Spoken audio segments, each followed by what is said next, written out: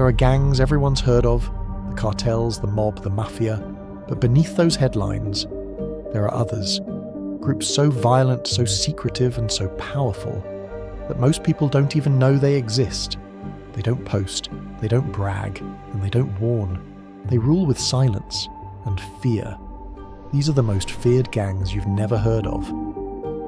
New tonight, reaction coming in as MS-13 gang members are accused of killing a 15-year-old boy in Maryland. The teen last seen back in February, and Fox 5 obtaining court documents indicating the child was found dismembered. Police on Long Island arrest a suspected MS-13 gang member. 19-year-old Jose Lopez is charged with murder. Police say he took part in the brutal killing of Josue Lenore, who was reported missing in September of 2016 and whose body was found in the Roosevelt Preserve in May. Another suspected MS-13 gang member are also being sought. It started on the streets of Los Angeles in the 1980s, a group of Salvadoran immigrants escaping war searching for safety, but instead they found violence, so they created their own. They called themselves Mara Salvatrucha, or MS-13. At first it was about survival, but soon it became something darker. They learned fast how to smuggle, how to kill, how to dominate. Within a decade, MS-13 spread across Central America, from El Salvador to Honduras to Guatemala, and back into the US. Their motto became simple: kill, rape, control. Every member had to prove loyalty through violence, sometimes by ending a life. Police called them unstoppable. Their members carried machetes, rifles, even grenades. They didn't just target rivals, they killed witnesses, judges, even police. In El Salvador, entire towns lived in silence, afraid to say their name out loud, because if you did, you disappeared. MS-13 ran extortion rings, assassinations, and human trafficking routes that spanned continents. In some areas, they were the law. When authorities tried to crush them, the prisons only made them stronger. Inside, they recruited, trained, and organised. Every tattoo told a story, every number, a body count. Even now, with crackdowns and mass arrests, MS-13 hasn't vanished. It's just gone underground, waiting, watching, and reminding everyone that once you join, you never leave alive. It began not on the streets, but inside prison walls. In 1993, a small group of inmates in São Paulo formed an alliance.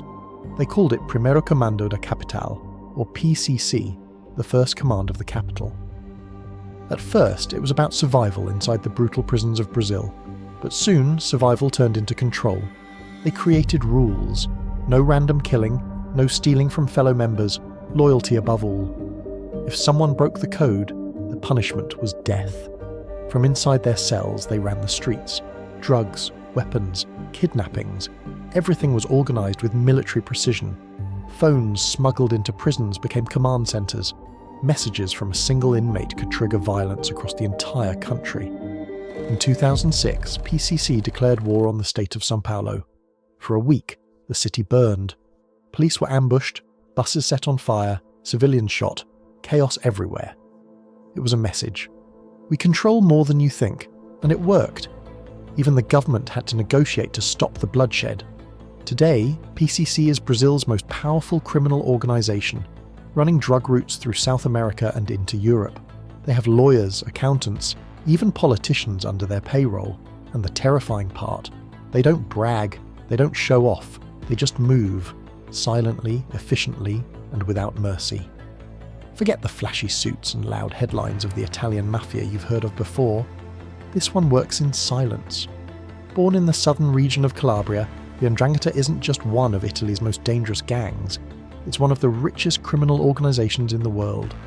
They started as poor farmers and shepherds, banding together for protection. But over decades, they built something powerful. A secret family network built on blood and fear. They don't recruit outsiders. If you're not born into it, you'll never be part of it. And that's what makes them so hard to break. Even the police don't know who's truly in charge. They communicate through coded messages, secret baptisms, and family ties so deep that betrayal almost never happens. Their main business? Cocaine. Lots of it. Experts say the 'Ndrangheta controls up to 80% of Europe's cocaine trade. From South American cartels to luxury clubs in Paris, their reach is everywhere. and they launder their money through construction, restaurants, and even politics. While most mafias fight for territory, the 'Ndrangheta quietly owns it. In 2023, Italy launched Operation Eureka, one of the biggest crackdowns in history. Over 130 members were arrested, but even then, the heart of the organisation remained untouched.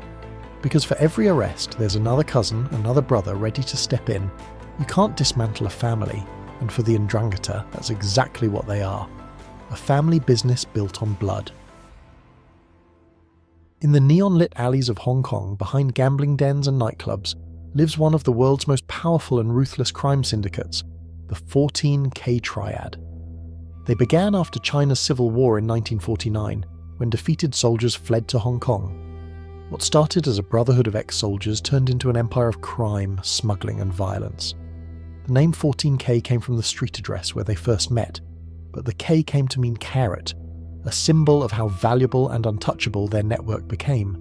The 14K built their power by doing what others feared: drug trafficking, arms deals, extortion, counterfeiting, and human smuggling. From Hong Kong to Canada, from London to Los Angeles, their reach became global. They run like a military, with strict hierarchy and brutal discipline. Initiation means blood oaths, loyalty until death, and silence at any cost. If someone betrays the Brotherhood, they don't disappear quietly, they vanish violently. In the 1980s and 90s, the 14K fought brutal turf wars with rival triads, public shootouts, assassinations and bombings that turned Hong Kong into a battlefield. Even now, decades later, they've evolved into something more dangerous: digital crime, cryptocurrency laundering, cyber extortion. You can't always see them, but their presence is felt everywhere. In the casinos of Macau, in Chinese construction companies abroad, even in global politics. The 14K don't need to rule from the shadows anymore. They are the shadows. In Japan, crime wears a suit. The Yakuza don't hide in the shadows. They walk in broad daylight. They have offices, business cards, and even their own company logos. But behind all that order is chaos. The Yakuza began centuries ago as street merchants and gamblers, forming groups for protection. Over time, they evolved into one of the most organised and feared crime syndicates in the world. They run everything from gambling and drugs to real estate, finance, and even the entertainment industry. They aren't afraid to show who they are. Members often tattoo their entire bodies, marks of loyalty that tell stories of violence and pain. But these tattoos also mark them for life. Once you're in, you don't leave. The Yakuza follow a strict code: honour, loyalty, obedience. If a member disrespects the group, he's forced to cut off a part of his finger, a physical sign of failure and repentance. And while many countries hunt down their gangs, Japan has a strange relationship with the Yakuza.